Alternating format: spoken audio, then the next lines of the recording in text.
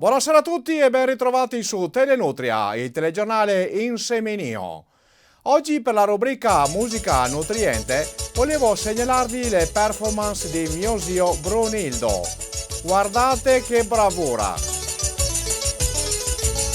Na costa do Rio Turvo conheci uma morena, fui descendo, fui subindo. Come potete vedere lui è molto bravo a cantare, a ballare, lui fa intrattenimento, giochi di società e anche cartongesso eventualmente. Ecco, se volete chiamarlo per la vostra festa di compleanno, il vostro matrimonio, lui è sempre disponibile, basta che ci mandate una mail qui in redazione. Pensate che la leggenda narra che Michael Jackson ha copiato i suoi passi del Moonwalker direttamente da mio zio, infatti è in corso una causa legale. Dopo questa favolosa performance diamo subito la linea al TG per le anticipazioni flash delle notizie del giorno. Restate con noi! Bel fiore! Questo giovanotto si stava allenando con il suo skateboard, ma qualcosa è andato storto. Dopo aver porchesato in tutte le lingue del mondo, ha acceso il camino e si è fatto una bella scorpacciata di castagne e soprattutto marroni. Cavarsere! I camerieri di questo ristorante stavano servendo al tavolo il minestrone coi borlotti flambé, ma purtroppo le fiamme hanno attivato l'impianto antincendio. Il titolare del ristorante ha esclamato "accidenti e diamine", mentre i clienti si pissavano addosso da ridere. I tre poveri camerieri dovranno lavorare a gratis 8.742 giorni per ripagare i danni. Segusino. Era salito sul tetto della macchina per fissare il portapacchi, ma scendendo è scivolato come una carpa sul burro e ha spaccato tutto il parabrezza. Valdagno.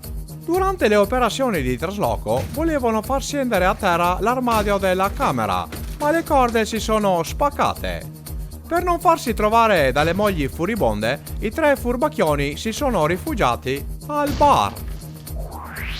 Buttapietra. Voleva saltare un ostacolo, ma era agile come una scrivania. E voi smettetela di guardare le mutande, depravati! Isola Rissa. Voleva provare la nuova poltrona Super Relax, ma ha preso una gran castagna sul muso. Ha ingoiato tutta la lingua salmistrata e 3 molari. Conegliano. Aveva messo un bersaglio in fondo all'ufficio e voleva centrarlo con una freccia per dimostrare la sua mira infallibile, ma ha centrato in pieno il monitor del collega. Il capo ufficio per punizione lo ha messo a spassare tutta la bottega, solo che la scopa gliel'ha messa in quel posto. Villa Bartolomea. Si stava divertendo con lo scivolo ad acqua e sapone, ma aveva preso troppa rincorsa e si è smaltato addosso al tavolo di ferro. Lo sventurato ha rimediato un barnocolo di 1,22 m. Villa Verla. Questo giovane macaco voleva parcheggiare la moto in casa per proteggerla dal gelo, ma ha accelerato troppo, desfando completamente la vetrata del salotto. E come dice il proverbio, uomo al volante, prima che sia cosa tomoiere, scappa distante. Casale sul Sile. Stava gareggiando per una maratona, ma non aveva visto il palo e lo ha preso completamente sui cosiddetti. Ma rivediamo la scena a rallentatore. No ragazzi, non ce la faccio, no dai, fa troppo male, dai, gira.